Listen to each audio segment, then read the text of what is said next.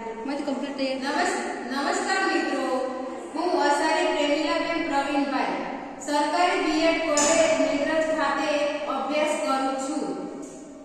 તો હું ધોરણ 11 અર્થશાસ્ત્રમાં બજારનો અર્થ વિશે માહિતી આપીશ.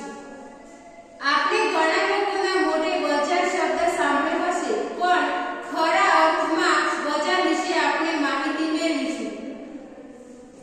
અર્થશાસ્ત્રમાં વસ્તુ કે સેવાના ખરીદ વેચાણના હેતુથી ખરીદનાર અને વેચનારા એકબીજાના પ્રત્યક્ષ કે પરોક્ષ સંપર્કમાં આવે તે વ્યવસ્થા એટલે બજાર.